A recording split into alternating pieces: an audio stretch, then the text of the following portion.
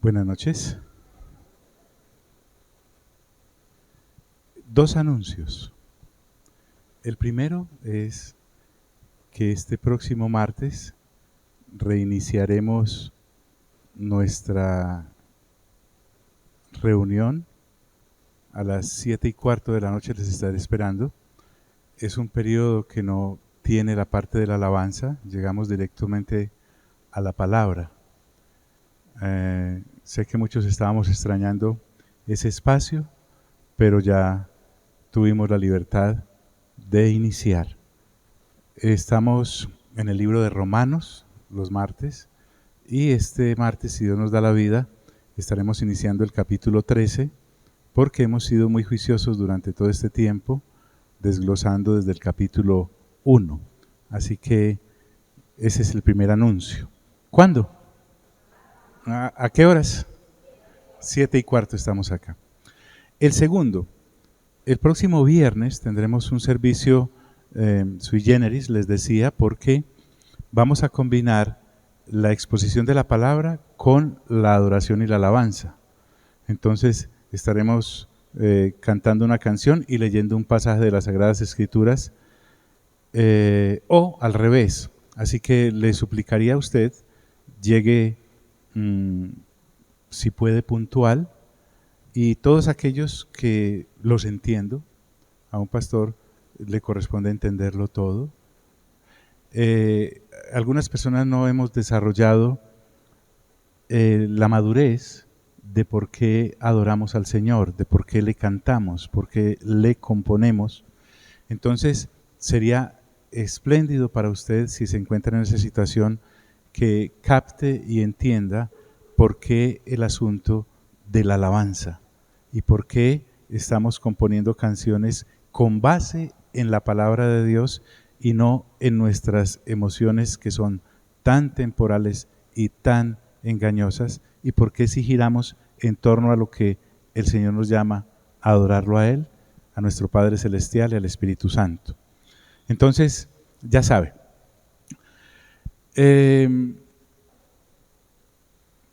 estamos dejándonos impactar por un versículo que hay en Lucas capítulo 12, el versículo 15, en el cual el Señor Jesús, muy serio, como todo lo que Él hace, llega y dice: es que la vida del hombre no consiste en la abundancia de bienes que posee.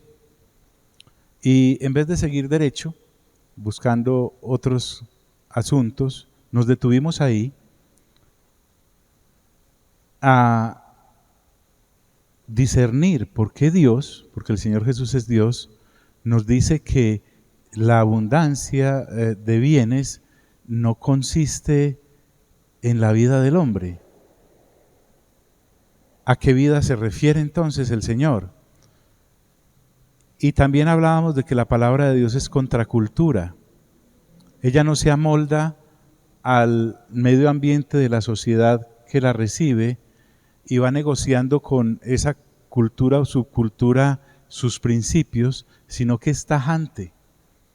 Si Dios realmente nos dice que la vida de un ser humano no consiste en la abundancia de bienes que posee, hombres, ¿por qué es así? Es que Dios es el que lo está diciendo. Entonces nos dimos a investigar qué nos ofrece a cambio el Señor, si pudiéramos pensarlo de esa manera, qué nos da en su palabra, porque recuerde que el asunto de llegar a Dios indudablemente es gratuito. Nosotros no podemos pagar por nuestra salvación, y es gratis no porque sea barata, sino porque no tenemos con qué pagarlo. De ahí viene la palabra gracia. Y ese es el albor o el inicio de todo creyente. Pero el asunto de la madurez no es por ósmosis. A nosotros nos corresponde crecer en el conocimiento de nuestro Señor Jesús, de nuestro Padre Celestial y del Espíritu Santo. Y hay algo interesante, porque cuando el Señor Jesús dice esto, hace 2000 años la gente era tan codiciosa y tan avara como lo es hoy el ser humano hoy en día. Tendremos más tecnología, pero el corazón del ser humano sigue siendo perverso, más que todas las cosas, dice el profeta. Engañoso es el corazón del ser humano. Y los cristianos y cristianas no escapamos a esa tendencia hacia el mal. La única diferencia que usted y yo tenemos con el vecino o con el familiar que no conoce de Dios es que somos pecadores perdonados y redimidos y en un proceso de santificación. Mientras que el otro que no conoce de Dios sí está llevado, está en los mismísimos rines, porque vive de acuerdo con este sistema caído en el cual el Dios es el amor al dinero. Entonces, tratando de investigar un poco en esto, nos dimos a la labor de ir a Timoteo, y en Timoteo nos dimos cuenta que hay gente que sí se dedica a enseñar el amor al dinero, y no estoy hablando de los cursos de superación personal que ofrece el mundo allá afuera en los diferentes hoteles y escenarios de conferencias, no. Nos dimos a hablar de seres humanos que se dicen ser cristianos, pero utilizan el púlpito para enseñarle a la gente a tomar determinados versículos de las Sagradas Escrituras y aplicarlos a su vida, para que su vida, a pesar de que ya son creyentes, sí sigan girando en torno al amor al dinero, como si en eso sí consistiera la vida del ser humano. Y si usted quiere desatrasarse, pues escuche lo que hablamos hace 8 días, porque esta es la continuación.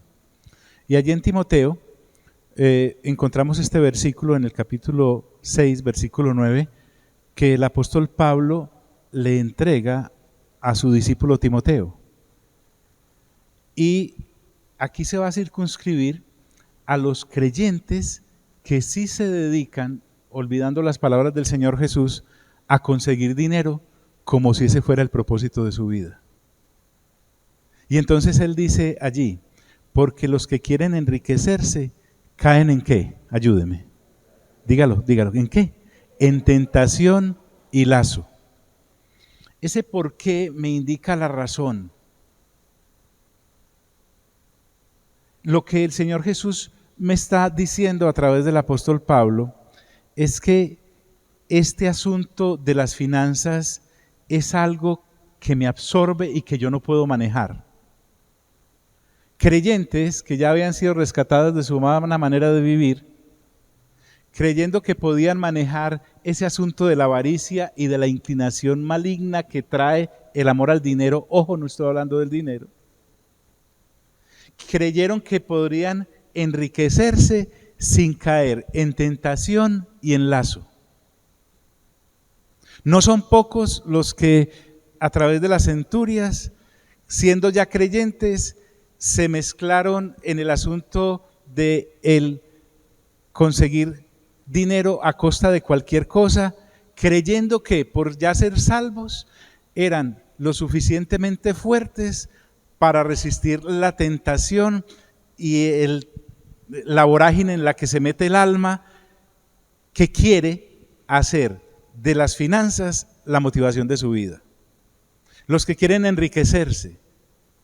Entonces, una persona que ya había escapado por la bendición de Dios de ese torrente envolvente y olvidan su peregrinar hacia la eternidad y vuelven a estancarse en lo temporal, dice la Escritura, caen.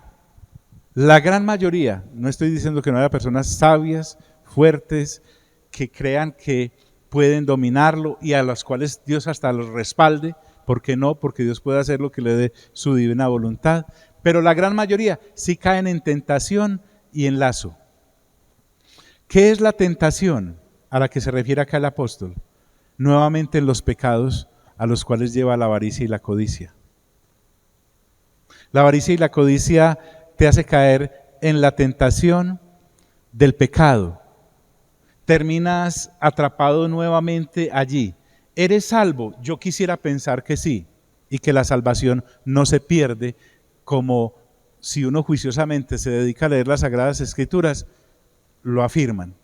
Pero se pierde la gran bendición de la comunión que en el Espíritu Santo tenemos con nuestro Padre Celestial y con la misma persona del Señor Jesús. Caen en tentación y en lazo. Les toca volver a negociar principios que como cristianos para nosotros son innegociables. Les corresponde entrar en negocios turbios a veces, porque el sistema caído no es sino que mire, por favor, la primera plana del periódico de hoy, del Colombiano, por ejemplo. Cómo las personas por dinero negocian relaciones familiares. Entre los creyentes, pensémoslo así, se tienen que empezar a rodear de gente no buena. Y estoy hablando de la bondad que emana de conocer de Cristo Jesús y por lo tanto de esa calidad de comportamiento que yo debo tener a nivel moral y ético con los demás seres humanos. Entonces, en esa vorágine que les digo, tienen que empezar a relacionarse con aquellos que ni temen a Dios ni piensan en Él cuando van a hacer negocios. Caen en tentación. ¿Y en qué? ¿Y en qué? Y en lazo. Y el lazo acá es de ser nuevamente atados. Son creyentes que nuevamente el sistema los paraliza y los tiene totalmente inactivos. No sirven para el reino y son como una especie de vomitivo también para el sistema caído, porque no son ni de un lado ni del otro. Siempre tienen como en el filo de un cuchillo con mucho filo su alma. Tienen que negociar algo que Dios no nos mandó a negociar. Y además dice, y en muchas ¿qué? Codicias necias y dañosas. Porque es que cuando dice muchas, el Espíritu Santo nos está recordando que no son pocas las vertientes de esta caída en el espiral descendente financiero, cuando hago de el conseguir bienes mi vida, olvidando, y les decía la vez pasada, si usted se graba solo el versículo 15 del capítulo 12 del Evangelio de Lucas, con eso tiene. El Señor Jesús dice allí, la vida de un hombre no consiste en la cantidad de bienes que posee. Y en muchas codicias necias y dañosas. Y también te advertí que por favor no te fueras a quedar ni con esa primera conferencia de hace 8 días, ni mucho menos con esta segunda, porque el tema es completo y extenso, porque a la vez Dios no me está diciendo que no me dedique a eso por un capricho, sino que al contrario me está entregando un patrimonio eterno, celestial y verdaderamente lleno de riquezas, que desde luego pues yo no voy a poder valorar si lo único que tengo como información en mi vida y en mi subsistencia, del comer y el vestirme y el tener techo y todas estas cosas, y para eso es mi vida, como me enseñó el sistema caído, y mi papá y mi mamá, mis abuelitos, y eso es lo que desgraciadamente le estoy enseñando a mis hijos y a mis hijas. ¿Cómo voy a dejar eso de lado si no entiendo lo que el Señor Jesús me está entregando y me está ofreciendo? Y por eso es que llegamos acá nuevamente. En muchas codicias necias y dañosas. Es que la avaricia es una locura para Dios en cualquiera de sus manifestaciones. Quiero que me preste su alma hoy. Le aseguro que no quiero dañársela, sino que pretendo que la moldeemos conforme a las Sagradas Escrituras. Imagínense por favor a el Señor Jesús que está a la diestra del Padre en este momento y al Padre Celestial, escuchando y viendo el afán y la ansiedad en la que muchos de sus hijos viven en cuanto a este tema de las finanzas. En cuanto a lo que realmente nos ha entregado, o sea, cuando el Señor Jesús ve que entregamos nuestros principios por una cantidad X de dinero, sea mucha o poca, el asunto entre ellos debe ser más o menos así, porque recuerden que el Señor Jesús es nuestro intercesor, Él aboga por nuestras almas delante del Padre.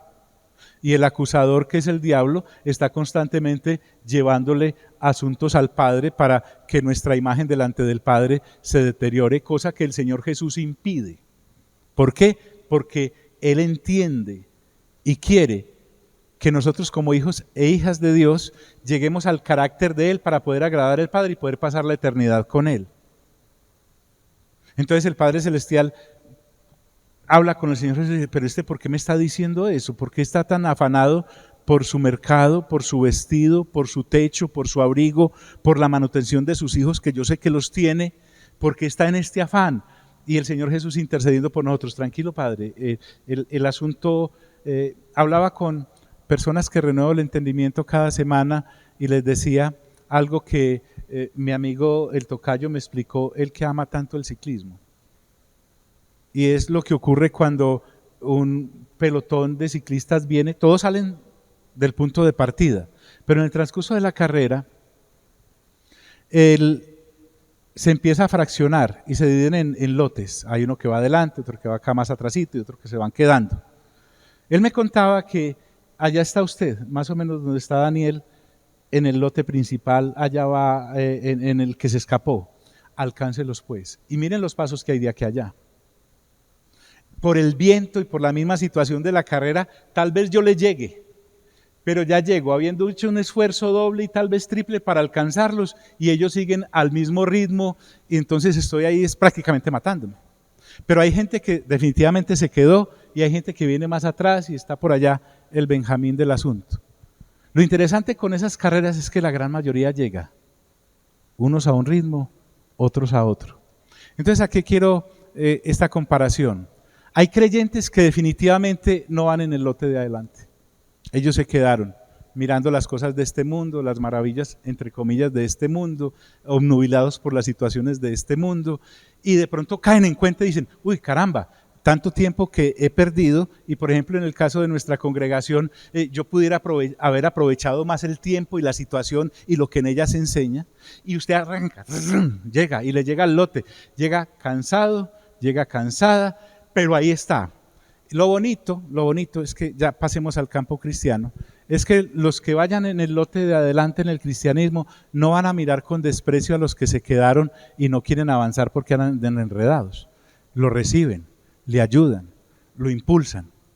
Y habrá gente que no se va a dar cuenta, pero recuerden lo que dice las Sagradas Escrituras, y es que nosotros nos movemos en un aceite que se llama el ágape. Lo que a mí me une contigo es el ágape. No lo que yo sepa, ni lo que tú ignores, sino el ágape que me impulsa a saber que somos una familia, y como en una familia habrá gente ya muy madura en una familia, y habrá gente que apenas nació, y habrá gente que se quedó, y habrá gente que está regresando. Pero sabes, a lo que quiero ir es que pierdes mucho tiempo sin necesidad, pudiendo ir en el lote de adelante. Y en muchas codicias necias, ¿y qué? Y dañosas. Es que no dan ningún bien, no dan ningún rédito hacia la eternidad. Y avanza más el apóstol y le dice a Timoteo, que hunden a los hombres en destrucción y perdición. Todo lo que tenga que ver con el acumular finanzas se convierte en un lastre. No es como me dice el escritor a los Hebreos acerca de que esta salvación en la cual usted y yo estamos y perseveramos en ella se constituye en un ancla para mi alma, es decir, me hace estar firme en el camino. No, aquí estamos hablando de un lastre que no te deja flotar, no te deja respirar el aire de Dios, no te deja apreciar la comunión entre los hermanos, no te deja apreciar que estás en una congregación local en la cual todos vamos hacia la eternidad y vamos a pasar juntos la eternidad. Esta eternidad no la vas a pasar con la cantidad de gente que te tienes que relacionar financieramente para conseguir cosas de este mundo y tal vez no se salven. Van a ir a una eternidad horrenda y perdemos el tiempo espectacular de pasar desde ya tiempo entre nosotros mismos, valorándonos y viendo la dignidad que Dios ha colocado en cada uno de nosotros. Que hunden a los hombres. La avaricia es un lastre satánico, es diabólico. Y con eso hace que las almas se queden como petrificadas en este caminar que, entre otras cosas, para cada uno debe ser glorioso, porque eso es lo que quiere Dios para nosotros. John, pero es que yo le sigo el ritmo a mi marido. Perdóneme, eso dijo a Zafira en el capítulo 5 de Hechos y cayó en la misma perdición que su marido Ananías. Aquí no es que yo voy al ritmo de mi mujer o de mi marido. Aquí es que yo voy al ritmo de mi Padre Celestial, al del Señor Jesús y al del Espíritu Santo. Es que mi papá y mi mamá, no, es que, discúlpame. O es que no se trata de eso. Que hunden a los hombres, y mira lo que dice, en destrucción y perdición. Nada de beneficioso hay, según Dios, en el dedicar mi vida a aumentar los bienes y las riquezas. Johnny, ¿yo qué hago si tengo un patrimonio sólido que he venido amasando? Por eso le dije, no se quede solo con esta información hasta este momento. Viene también porque entre nosotros, como en todas las edades del cristianismo, ha habido hermanos que tienen dinero. Y estoy hablando de hermanos en Cristo, no estoy hablando del hermano rico suyo que no es cristiano y usted se mantiene envidiándolo porque él sí tiene y usted no tiene porque es cristiano. No estoy hablando de ese. ¿Qué hace la gente que realmente tiene finanzas y sabe que Dios fue el que se las dio? Vamos a ver eso también, pero no se lo puedo explicar en este momento. Y dice ahora el Señor a través de Pablo, y este es un versículo tan manoseado, lo hemos manoseado tanto y a veces hasta lo evitamos. Dice la Escritura, ¿porque qué? Raíz de todos los males es el amor al dinero. La raíz, a usted que le gusta cultivar planticas, a usted que tiene una huertica en la casa, se refiere al origen. Siempre que usted encuentre problemas, no solamente en el sistema caído, sino entre los creyentes, busque y siga el curso del dinero y el amor que se le tiene. Porque raíz de todos los males es el amor al dinero. Es categórico. Todos. Y aquí entra a funcionar nuevamente Mamón, del cual ya hablamos. Porque es que te decía que el Evangelio de Lucas es un evangelio, es una de esas etapas duras del cristianismo. Muchos quisieran que el Evangelio de Lucas no existiese, porque además está lleno de palabras en rojo, los que tienen la Biblia en papel. La gran mayoría de palabras y de Biblias en las que las palabras del Señor Jesús aparecen, las colocan en rojo. Está lleno todo de letrica roja porque es el Señor Jesús el que habla. Y le da duro a esta situación. Yo sé que hay predicadores que te dicen, no, es que en la Escritura hay más referencias que el Señor Jesús hace al dinero que a la muerte, que al pecado y que al infierno.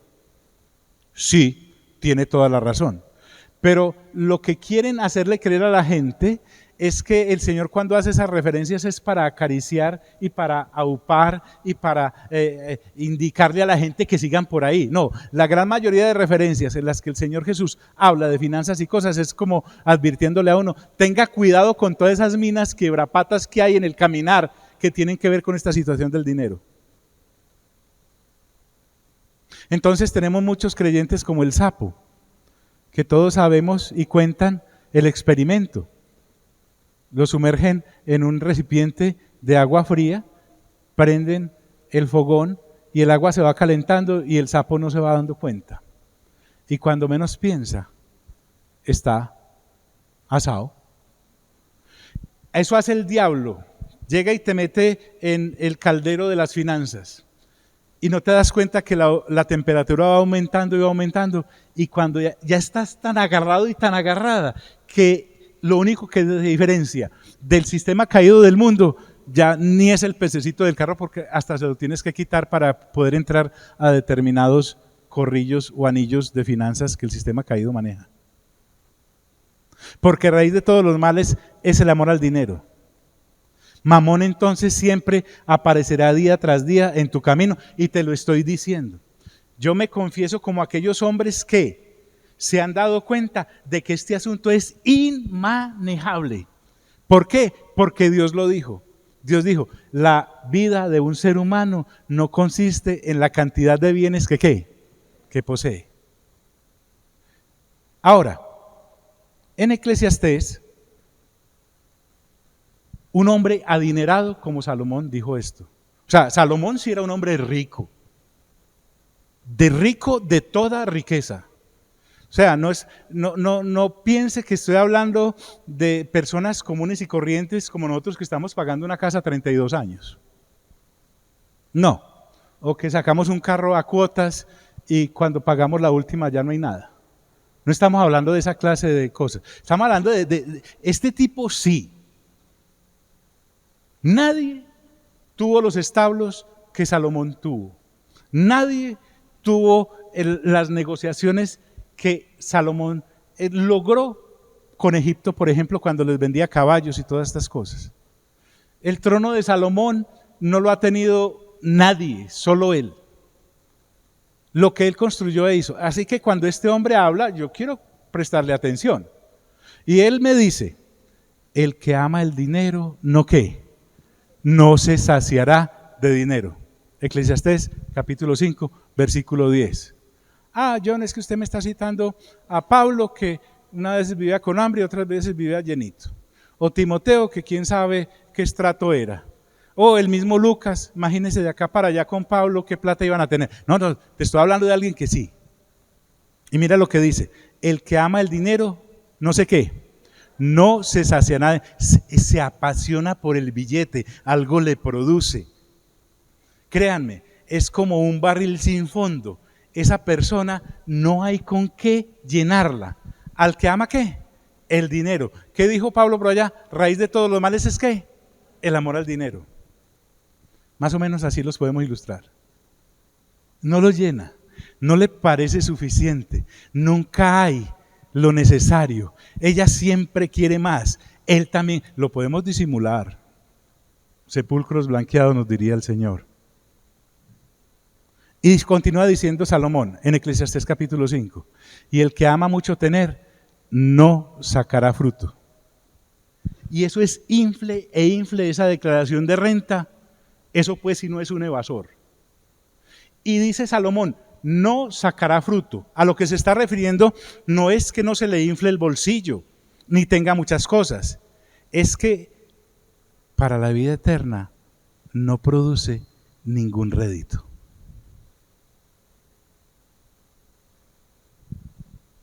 Y dice Salomón, también esto es vanidad, así como uno de esos vallenatos de despechado. Lo que Salomón está diciendo es, dedicarse a esas cosas no tiene ninguna importancia para Dios, no la tiene. John no la tiene, créame, me he leído los 66 libritos, no le estoy chicaneando varias veces, a ver si de pronto uno como abogado puede encontrarse por ahí un versiculito como del cual pegarse. ¿Ha visto? Que su abogado defensor siempre busca algún artículo con que sacarlo de ese problema en el que se metió. Y así, no lo he encontrado, no está, no existe. Y entonces, volviendo a primera de Timoteo, Pablo sentencia de esta manera, hablando del dinero, hablando de los bienes que se desean poseer, el cual codiciando algunos, y aquí quiero rescatar esto, no todos los creyentes caen en esta trampa. ¿Y sabes cómo empieza uno a mirar al creyente que no cae en esta trampa? ¿Y cómo lo empieza a mirar el que sí ha caído?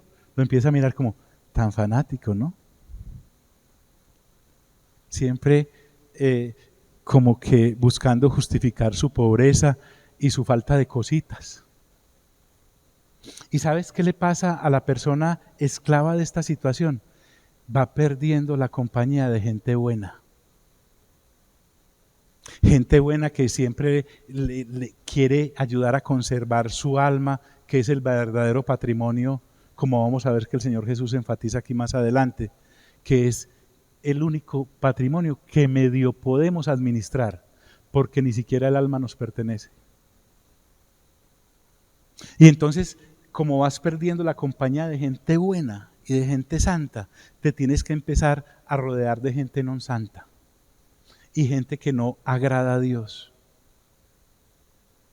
Y lo vas notando porque te vas enfriando. Empiezas a asistir más a cursos del mundo que a invitaciones que Dios te hace para cultivar tu alma. Y dice, el cual codiciando a algunos, miren qué peligro tan tremendo, se extraviaron de la fe, se perdieron del camino de la piedad. Hace 8 días explicamos qué es la piedad. Y en qué consiste la piedad. Y lo valiosa que es la piedad. Y no es una señora que llame piedad. Pero ¿cómo voy a amar la piedad a la cual las Sagradas Escrituras me están invitando si no dedico tiempo a las Sagradas Escrituras? Se extraviaron de la fe, claro, pero miren esto tan tremendo. Y fueron traspasados de muchos ¿qué? Dolores. Claro.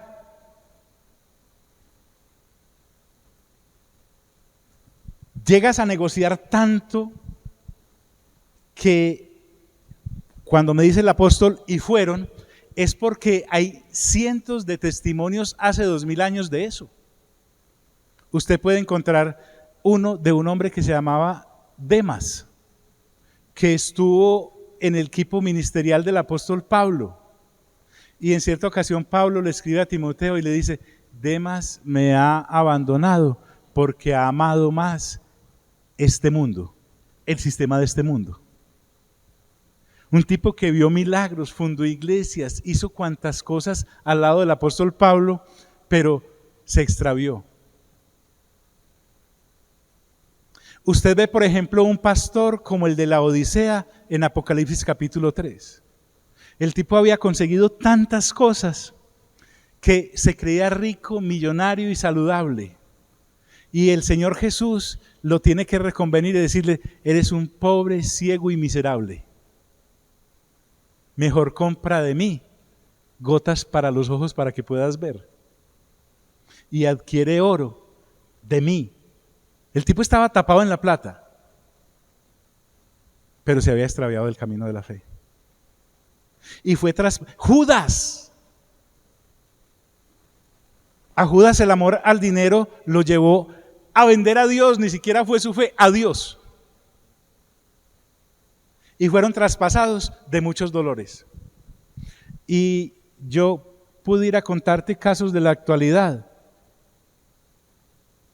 pero te haría sentir muy triste hablando al nivel de siervos y siervas del Señor, de pastores y de pastoras. Pero no se trata de eso. Y también podría hablarte de muchos creyentes. En estas 3 décadas y pico, muchos creyentes los he visto y los hemos visto correr y han sido traspasados de muchos dolores. No les quedan sino golpes debajo de la enfalma. Puede que logren dar la curva, pero llegan traspasados de muchos dolores. Les tocó negociar mucho, les tocó negociar amistades, matrimonios, les tocó negociar hijos, les tocó negociar la misma fe. Es muy duro ver eso.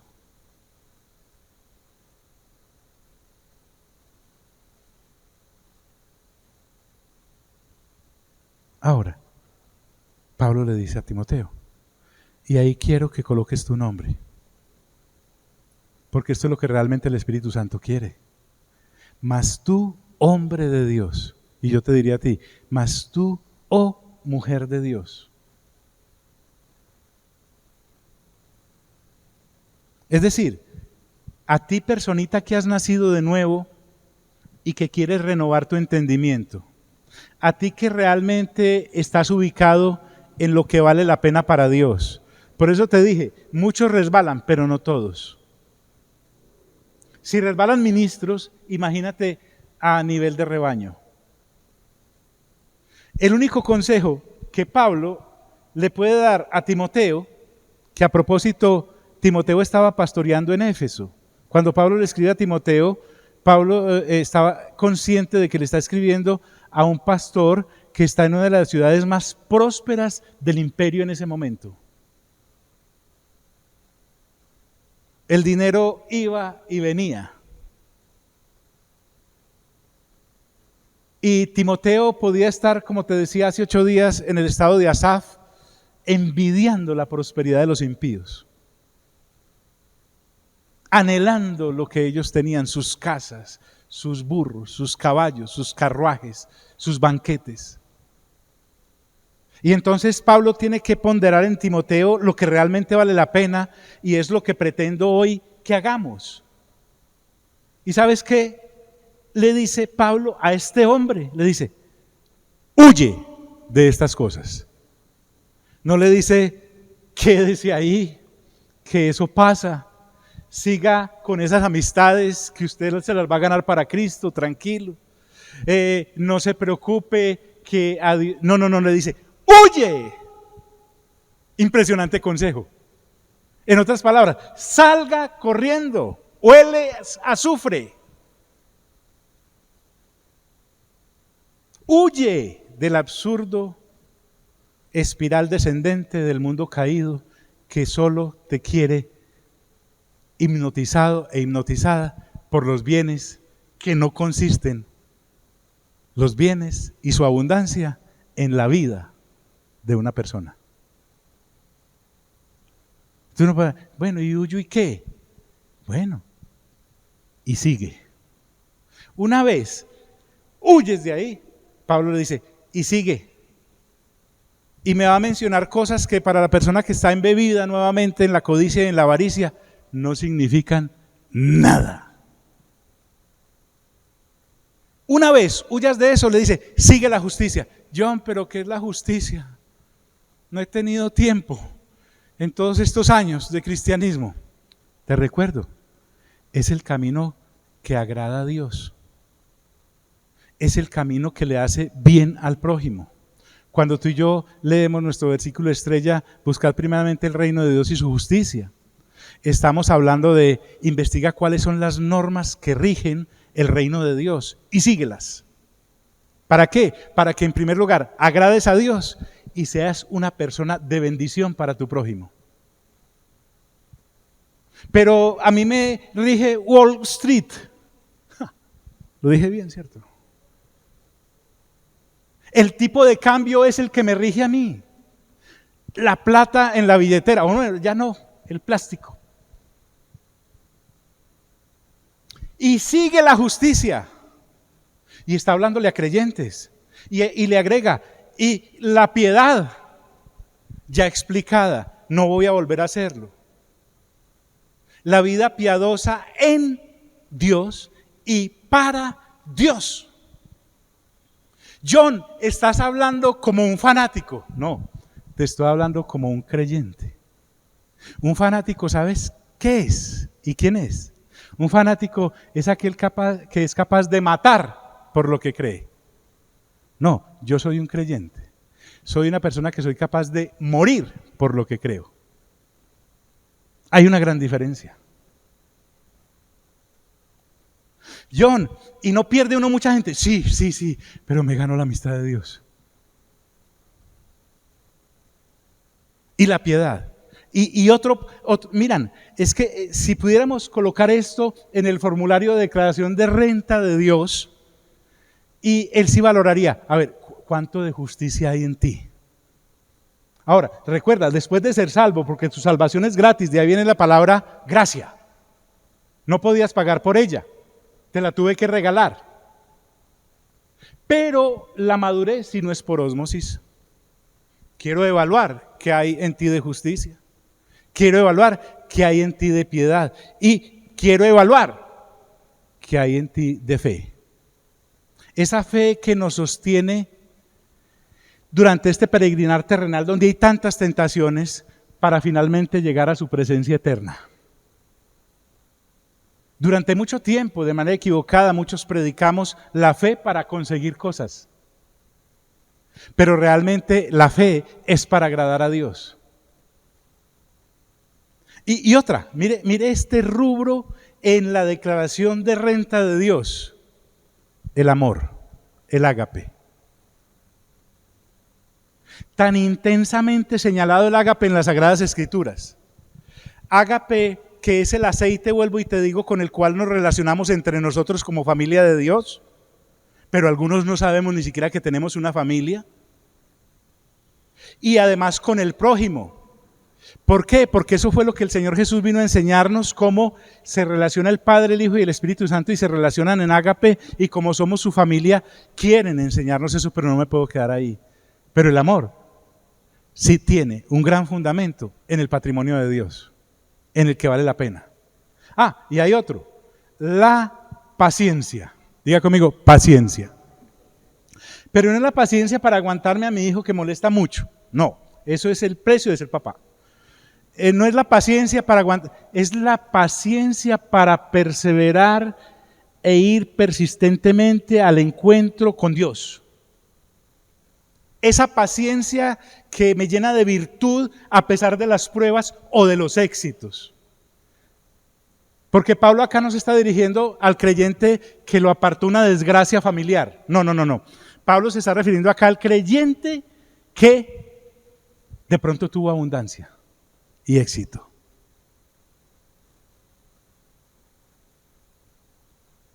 Y entonces recuerdo este ejemplo de antaño, de hace unos 33 años. Estaba en nuestra congregación matriz en Envigado. Me correspondía dirigir un evento de oración cada 8 días. Y recuerdo un joven, no les digo el nombre y la cédula porque algunos se meten e investigan. Y su petición en el ayuno era que el Señor le diera una moto. Una moto. ¿Y sabes qué? Yo prefiero pensar que el Señor se la dio. Y le llegó la moto. Y entonces allá en Envigado empezamos a preguntar por fulanito, porque era los viernes el asunto. No, ese día salía a montar en la moto. Y en nuestro caso no es como el de Abraham. Abraham tenía tan clara su relación con Dios que Dios le dio a Isaac, y cuando Dios le dijo sacrifíquemelo, él no le sacó el cuerpo ni dejó de ir. A primera hora se levantó. ¿A dónde lo tengo que sacrificar? ¿Dónde le cortó el cuello a este muchacho, Señor? Y no era porque no quisiese a Isaac, ni porque Isaac estuviese chiquitico. No, ya había crecido y tenía muchas cosas de relación con él. La paciencia, entonces, la miramos acá como el fruto del Espíritu Santo en el cual podemos perseverar hasta el final en medio de diversas pruebas y sufrimientos. Y Pablo le habla de otra cosa que se ocupa un renglón importantísimo en la declaración de renta de Dios: la mansedumbre. La mansedumbre. ¿Qué es ser manso? En pocas palabras, es el carácter de Jesucristo como una impronta en mi manera de vivir. Es más, el Señor Jesús lo dijo: aprendan de mí, que soy manso y humilde de corazón. Manso y humilde, no mediocre, ni menso, manso y humilde de corazón. El Señor Jesús era tan manso, pero firme, con hidalguía y caballerosidad, le hizo frente al diablo. El diablo le ofreció abundancia, ¿o no le ofreció eso? Te daré estas riquezas y estos reinos porque a mí me pertenecen, a mí me han sido dados. Y el Señor Jesús, sin levantar siquiera la voz, le dijo: no, solo adoraré al Señor mi Dios y a Él solo serviré. O sea, el mismo que me escribe Lucas 12:15, que dice: la vida de un hombre no consiste en la abundancia de bienes que posee. Pero además le dice: pelea la buena batalla de la fe. Yo no sabía que estábamos en guerra. A mí me dijeron que el caminar cristiano era como un lago sereno, lleno de cisnes, de ángeles cuidándome, de días hermosos como el de hoy. Sí, así como una postal de esa revista de los testigos aquellos. Es una batalla, es una guerra.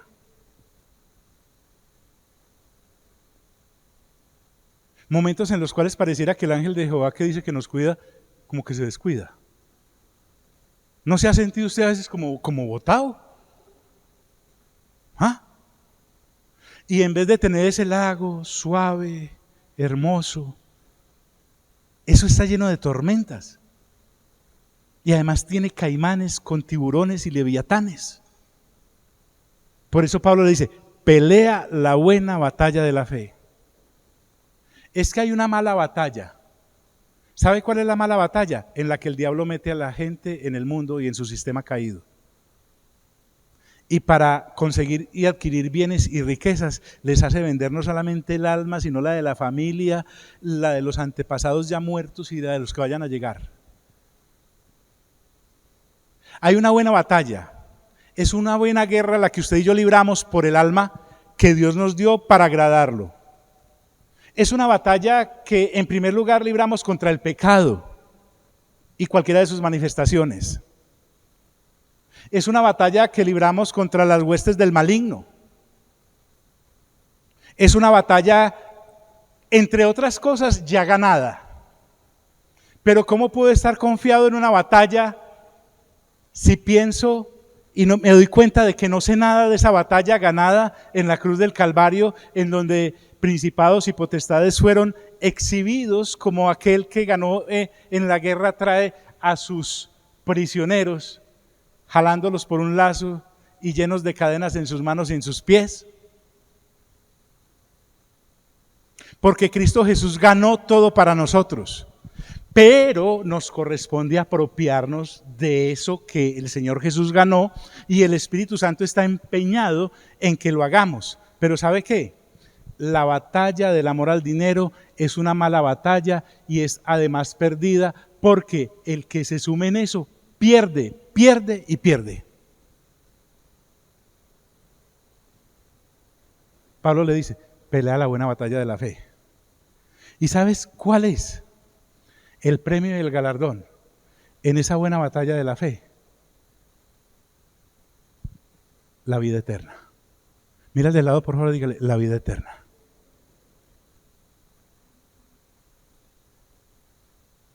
Echa mano de la vida eterna. Por fin, después de todo este argumento que Pablo trae desde el versículo 1 en el capítulo 6 de Primera de Timoteo, encontramos cuál es la verdadera vida, la eterna. John, entonces no me disfruto a mi marido. Claro, disfrúteselo y hágalo llorar. Y a mis hijos, quiéralos, véalos crecer y todo. Y mis triunfos, góceselos. Pero ese no es el objetivo. Se llama la vida eterna. Echa mano de la vida eterna. Esa es la finalidad. Y aquí es donde usted y yo, como buenos colombianos, ¿qué hay ahí para mí? ¿Cómo voy yo ahí? En este camino se llama la vida eterna. Seamos bien egoístas. ¿Qué tengo yo que ganar en mi relación con Dios? La vida eterna. Vaya a su gerente de banco y dígale que le garantice la vida eterna. No puede. Dígale que le entregue un papel de esos de inversión, un bono que usted pueda cobrar al otro lado. No puede.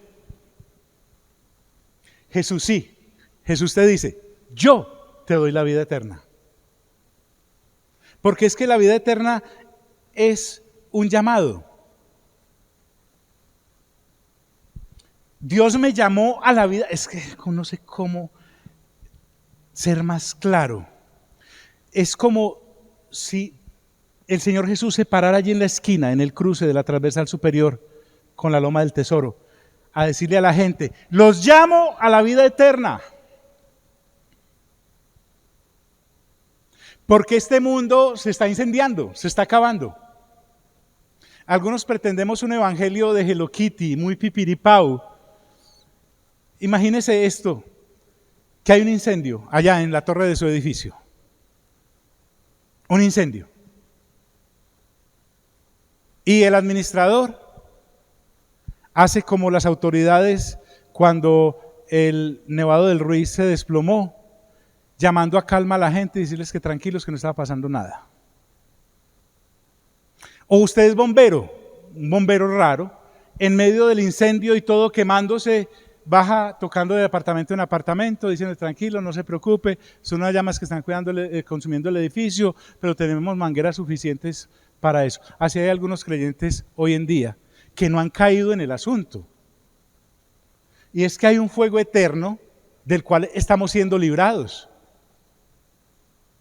Entonces yo no puedo ser un bombero que se está quemando todo, tocando. No, yo para eso uso el megáfono, mi hacha y le tumbo la puerta a todos para que salgan y si es necesario los arranco de su cama. No, estoy aquí jugando. Me llegó la última película del último aparato que se han inventado. Hay que sacarlos. Dice, a la cual asimismo fuiste llamado. Es para lo único, escúcheme bien, que Dios levantó el teléfono para hablar con la humanidad caída. De resto al Señor, nuestro Padre Celestial, no le interesa nada más, ni de usted ni de mí.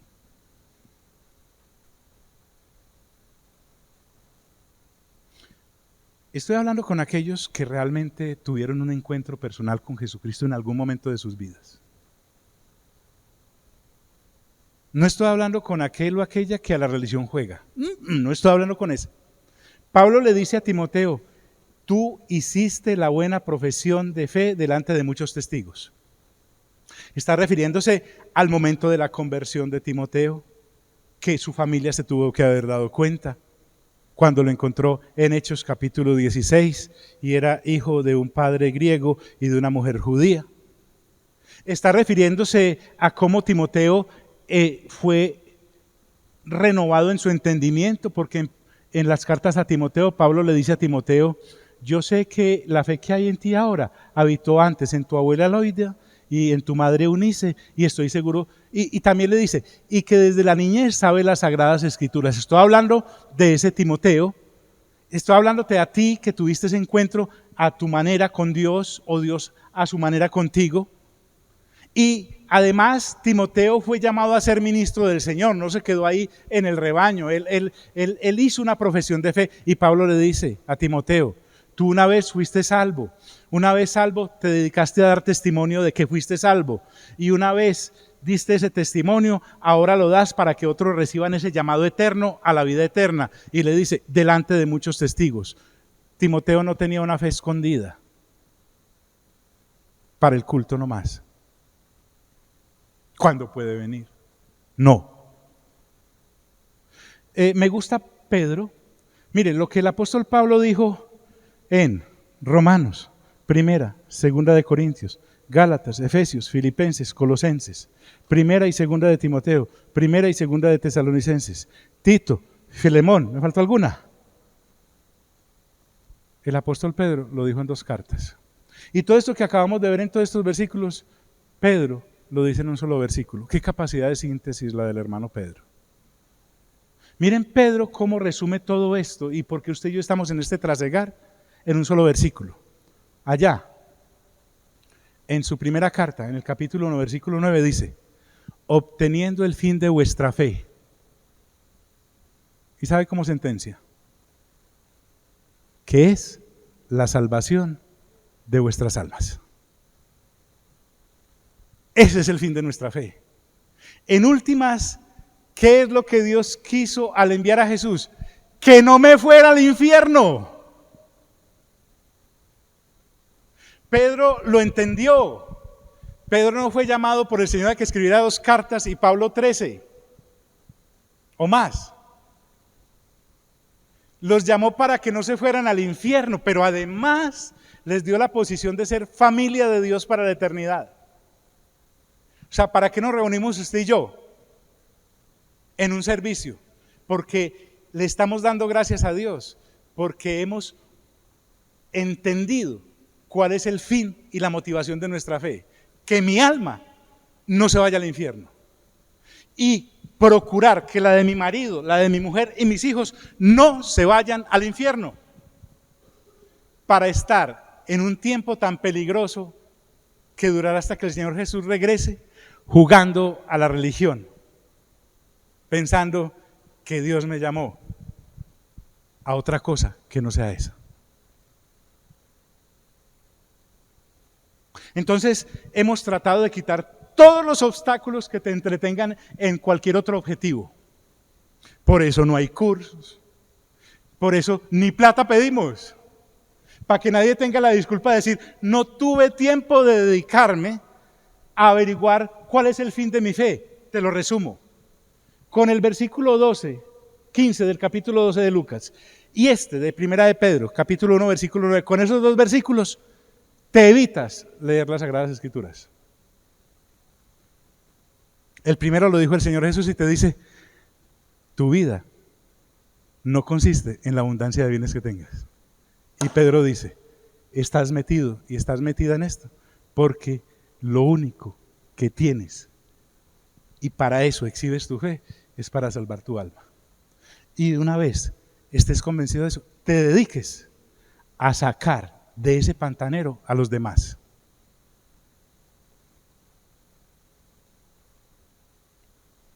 Y como les dije, no he terminado. No se quede solo con esta parte, por favor, se lo suplico. Se lo suplico. Póngase en pie.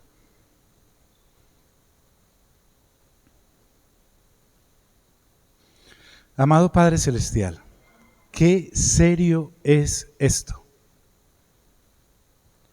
Tú me has permitido hoy para ser como un clavo al final del tobogán de la vida de muchos hermanos que andan entretenidos en lo que no es. Porque después de mucho tiempo de haber recibido el llamamiento a la vida eterna, que es al fin y al cabo la finalidad de nuestra fe, se entretuvieron y nuevamente se fueron a pajarear en el mundo, un mundo que no ofrece absolutamente nada eterno.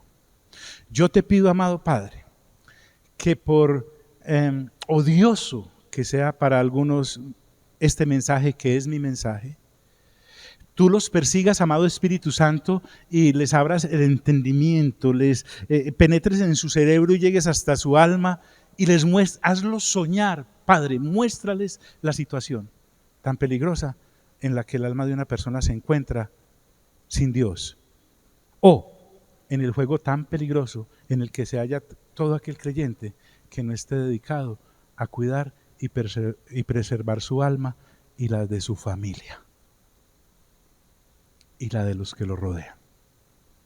Digan conmigo, Señor Jesús, haz tu palabra viva en mí. Amado Espíritu Santo, haz que la palabra sea mi alimento. Amado Padre Celestial, te doy gracias por el llamado eterno que en Cristo Jesús, por el Espíritu Santo, me has hecho, y es la vida eterna. Amén, amén y amén. Dios nos bendiga a todos.